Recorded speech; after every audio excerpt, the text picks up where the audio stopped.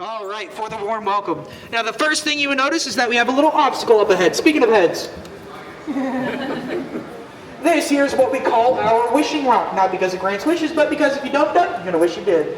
All right, so we're gonna duck for about 20 seconds. All right, it's just 20 seconds.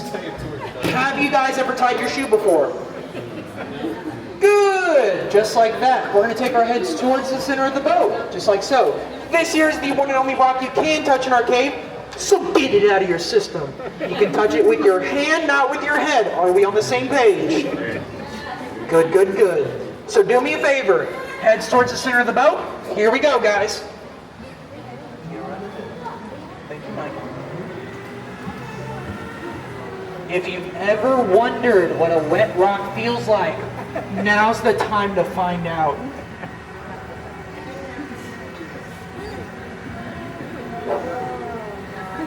Are you guys comfortable? Good. 10 minutes left. I'm joking, guys. All right? Because here in just a moment, in front of the boat, you are clear. Very slowly, go ahead and start sitting up. Back of the boat, don't sit up yet. You'll have a headache in the morning.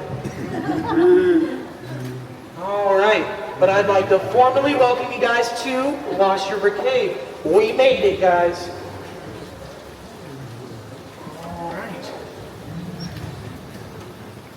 Now, here in just a moment, our first site is going to be off to my left here, right? This here is what we call a flow stone. Can you guess why it's called a flow stone? Yeah, it's because of the water flowing right over top of it. You know what? A+, you pass, all right? But because we live in a harsh environment, as that water comes down, it's also dissolving that limestone above it. Limestone is in that water right now. As it flows over top, it's depositing this limestone, or calcium carbonate, at a rate of a cubic inch every 100 years. Right? So it's a really slow process. A cubic inch every century. But because that water's constantly flowing, it's also dissolving at the same time. That's what gives it that smooth, bubbly texture that you guys see right over here. Now we notice the texture of the stone, but what about the color? And you're probably thinking, Trevor, there's nothing special about it. It kind of just looks like a big old pile of mud. Oh, no ma'am, no sir.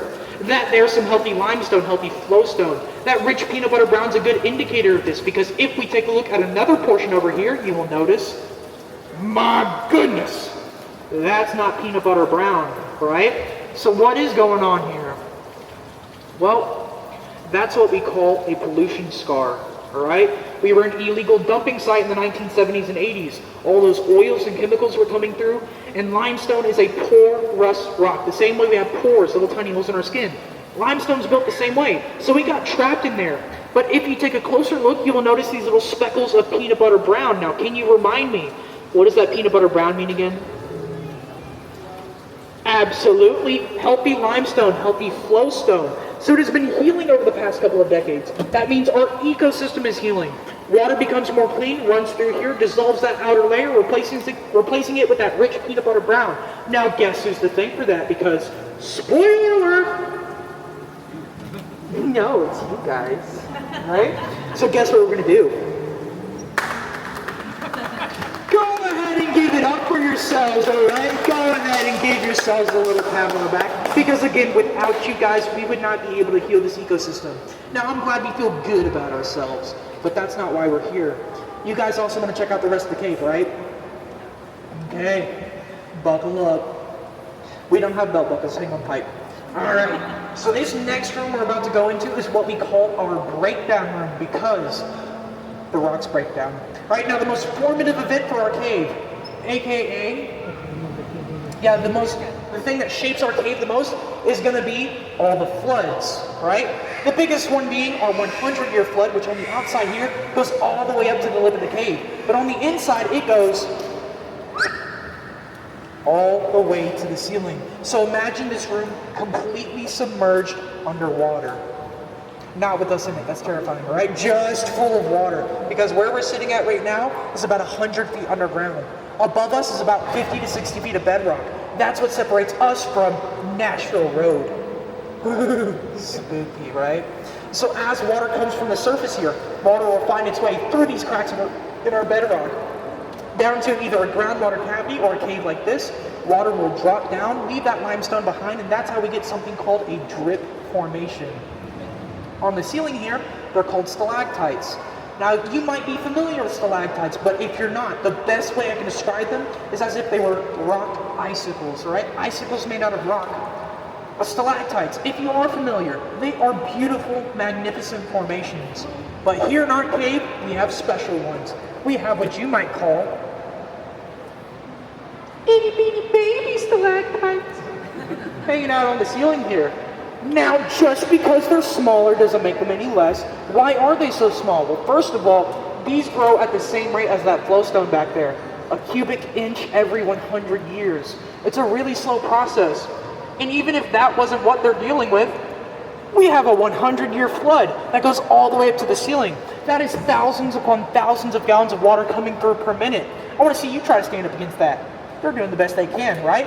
Because when that water comes through, they get a little bit of a haircut, right? They don't get a chance to grow big and strong. But for the ones that are sticking around, by golly, they're doing the best they can. So we're pretty proud of them. Now, as you can tell, I know tons about the geology, geomorphology, hydrology, ecology, and history of our cave. But I want to know what you guys want to know. So throughout the tour here today, I'm going to be throwing in these little pauses here. If you don't have any questions, I will be quiet for about 10 seconds before I start yapping your ear off again. All right? So, I'm going to go ahead and throw it to you guys. Any questions? Yes. Does anything live in the water? Yes. All right. Now, what's your first thought? You're thinking like fish? Spoilers. Thank you very much. I'm just kidding. All right. We do have something called cave crawfish. They're not like regular ones though, right? Because they live in a cave. There is no sunlight down here, so they are half blind. We're not completely adapted to live in here. But then since there's no sunlight, they lack pigmentation to their outer shell. FYI, if you're not familiar with what a crawfish is, crayfish, a crawdad, they are a type of crustacean. They're freshwater. They're very similar to some crabs and some lobsters. They kind of look like tiny little lobsters, if you ask me, right? And since there's no sunlight, they lack pigmentation to their outer shell.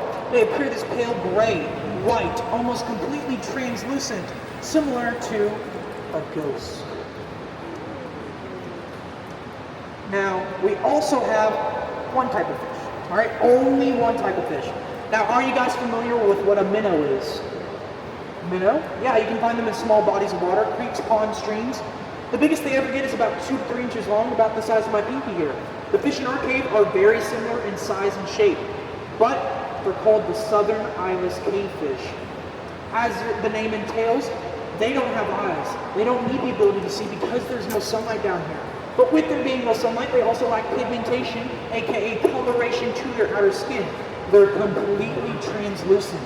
You can see their entire skeleton, their heart beating, their lungs inflating as they swim through the river here. Now, every time I tell someone this, they're like, oh my gosh, that's so cool, I want to see one. I can tell you from first-hand experience. Nuh-uh, all right? It's gross. Their organs are pink, they're all jiggling around in there as they swim through the river. That's your cup of tea, cool, not mine. Now, any more questions? If not, we're about to get to the real exciting part of our tour. Alright. So, we got something really exciting coming up ahead. Now, you've been asking good questions, but I have one for you. Do you guys hear that? Cool. Don't worry about it. But follow-up question. Have you guys ever been whitewater rafting before? Cool. Second follow-up question. Would you guys like to go whitewater rafting? Yes. Cool. I would like to finish these series of questions with a statement. Those are all rhetorical questions. I don't care about your answer because last time I checked, somebody signed a waiver for you. That's right, I work in the gift shop as well. I saw you sign those things away. And you didn't realize I'm your tour guide. I'm crazy. Right? Now, final question. Have you guys ever seen a boat catch airtime before? Cool. Hang on, guys. Micah, kick it. Okay, I'm crazy or I'm not that crazy. This boat's not made for whitewater rafting, but if you're along for the ride, I like your style. Alright, so what you actually hear behind me is not a waterfall. you actually hear our dam that is in the back of the cave, so don't worry, all right? It's like a beaver dam, helps us retain the level of the water and the speed of the current, makes it nice and safe for us to do our boat tours. Now you can see we're under another low-hanging rock. We do not need to duck, but do not touch it, right? Because we have little baby formations on the ceiling, like these here. These are baby little stalactites. They're called drip formations for a reason. You see that water coming right off from here.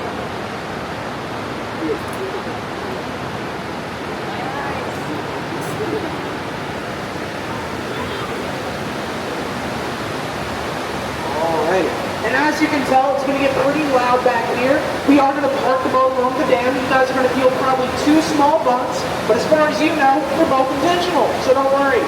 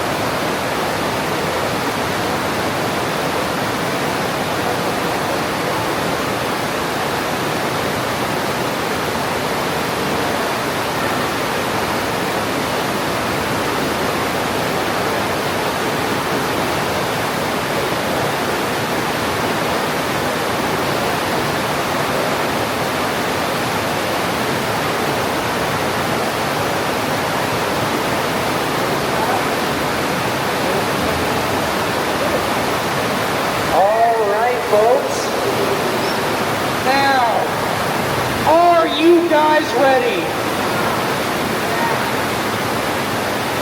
Woo! I'm joking. Let's go ahead and take a look at what we got right over here. Michael, you want to help out? Here, you take this one. There you go.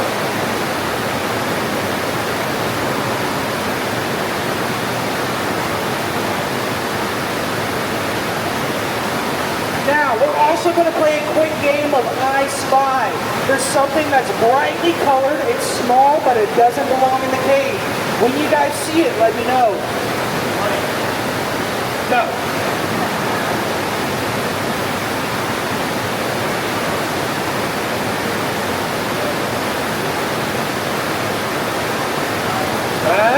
Anyone? There's a rubber ducky! That doesn't belong here. This isn't its ecosystem, but we're going to get it out of here eventually, so don't worry.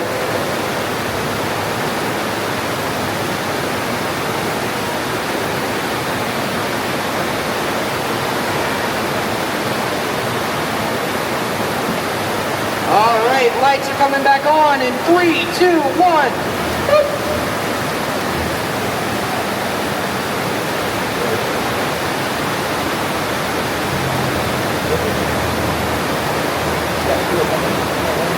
There we go. Alright, now I will occasionally be shining my light down the boat, so please watch your eyes. I don't want to blind you. But we got plenty of cool things left to see, so don't worry folks, the tour is not over. In fact, the next thing I'm going to talk about is one of our cave critters above. Now, are you guys afraid of spiders? Good, because I'm not talking about a spider, right? The next thing I'm going to talk about is a bug called a cave cricket. Now, cave crickets do not look like normal crickets. They have long, thin, spindly legs. They actually look more like a spider, specifically a granddaddy longlegs, if you guys happen to know what that is. And because their legs are so long and thin, they can jump 6 feet into any direction. But also, they can walk on the surface of water. So that means if you guys feel something crawling splashing on you at any point during the tour, that is probably a drop of water, not a cave cricketer, right? They're really afraid of people, so they won't bug you.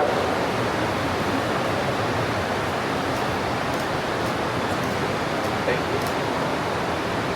you. Or it might be your husband messing with you. That also happens all the time. Right, now this next portion of our cave, as we come out from under this low-hanging rock, this is going to be your chance to get the most photogenic part of our cave.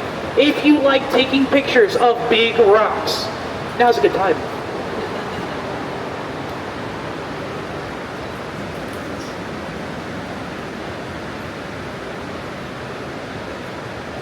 Now in the meantime, any questions, folks? How deep is the water, right? What do you mean, how far back does it go? Both? Sure thing, right? So this is why I go over the boat safety rules. Because first thing I would do, if you were to fall into the river, is I'd take pictures and laugh. Because you should not have been standing up in the boat. But don't worry, I'll save your life. I will go ahead, and this is only to save your life, I will stand up. I will put my hands together like this. And then politely ask you to stand up, because it's only 3 or 4 feet of water. Yeah, but the water's about 45, 49 degrees. It's not good for us or those cave critters for us to be splashing around in there. So if you fall off my boat, again, I will take pictures and laugh. Don't do that. That's embarrassing. Now, here in just a moment, our cave crawfish, they like hanging out in the banks of the river. The mud, the sand, the sediment, the silt. So, right side, you guys are going to get a chance to see them first. Look right over here. Left side, you guys will get a chance over by the flowstone we saw in the beginning. So don't worry, I'm not neglecting you. We'll get a chance to see them here in just a moment. Now, are you guys feeling those cold drops of water hit you as we go throughout the cave? My goodness, those are refreshing, right? But they also contribute to our stalactite formations. Now, we have a legend here for the water that falls from the ceiling. We have mystical waters here.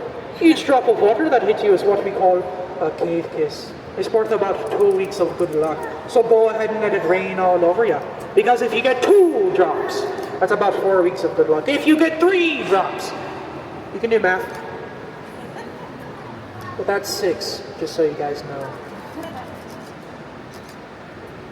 Now, I want you to keep track of those drops of water, though. Because the cold ones, those are cave kisses for good luck. If you get a warm drop of water, that's called a back kiss. You don't want those.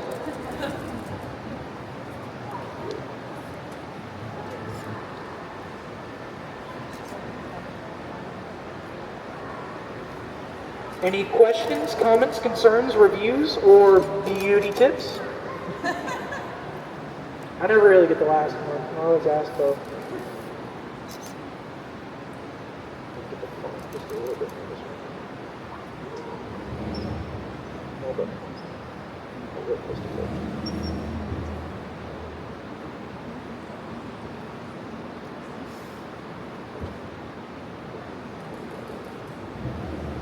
Alright, well this next section, once we're making our second pass through breakdown room, if you've ever noticed as your bathtub or sink is draining, once all that water gets down to the bottom, what does it start to do? I'll give you a hint. Starts to swirl, form a little whirlpool. Well, guess what? The same thing happens during our 100-year flood, right? On a much larger scale. So, if you guys would join me, take a look up on the ceiling. Do you guys see that giant ring right there? Now, what could that possibly be? Yeah, that's the size of our whirlpool as our cave is draining out. Guys, that is a torrential current, a really strong one that's carving its way into the ceiling here. That's why you don't want to be anywhere near, inside, or around our cave during that 100-year flood. Whew. Has your cave ever emptied water all the way down? All the way down? In the past, yes, that's when we were experiencing a drought. But after recent years, right? We're setting new records for rainfall every single year. In fact, back in June, we have already superseded the amount of annual rainfall we had last year. Back in April, we had about 12 inches of rain within 3 to 4 days, and that's when we started keeping track, right? It probably went up to around 20 to 24 inches of rain during that whole week. That's why we were about 60 feet underwater here.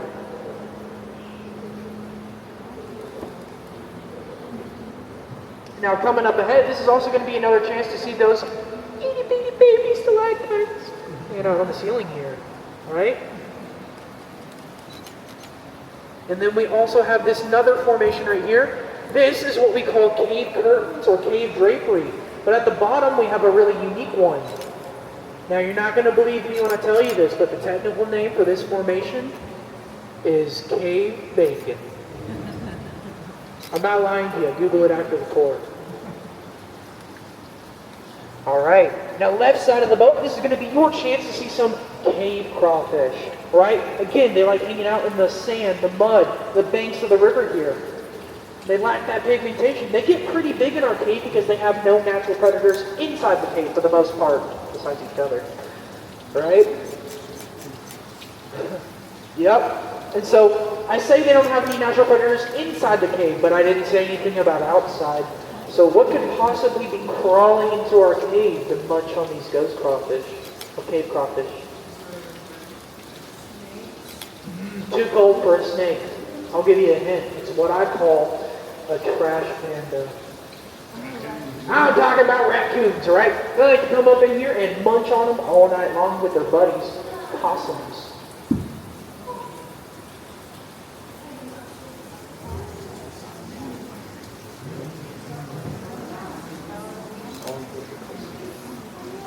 All right, you guys see any of those ghost crawfish? Nice. Now we also have a little visitor here on the banks of the river, right? A type of amphibian. Right, let's see.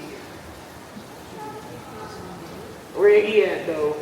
Now, if anyone asks if you've seen me stand up on the boat, you're gonna say no. All right. Now let's see here. Now it looks like he scurried away, but that is okay. Nope, he's right there. That is our resident cave salamander. Orange with those little black dots. Look at him, he's even posing for you guys.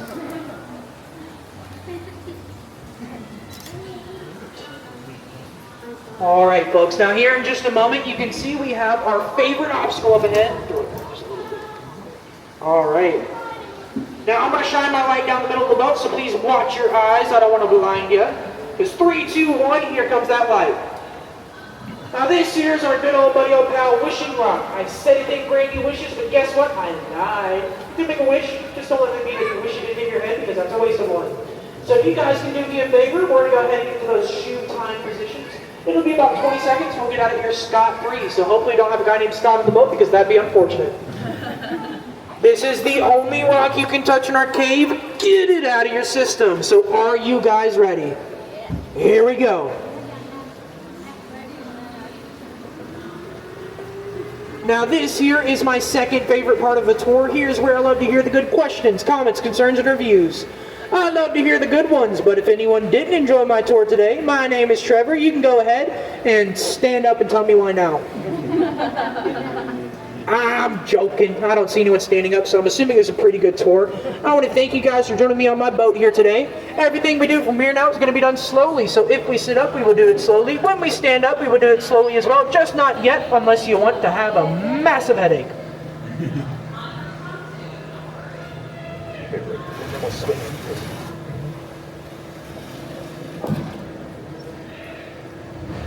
All right. There we go. Now here in just a moment, you will be cleared to very, very slowly go ahead and start sitting up. All right? Now here in just a moment, we're going to tap into that dock, so please remain seated here for me. I'm going to run down there and grab that tug rope. Let's go ahead and also give Mike a hand for driving the boat. He did a fantastic job. All right. Now the key word here is slowly, guys. If you guys can do me a favor, we're going to go ahead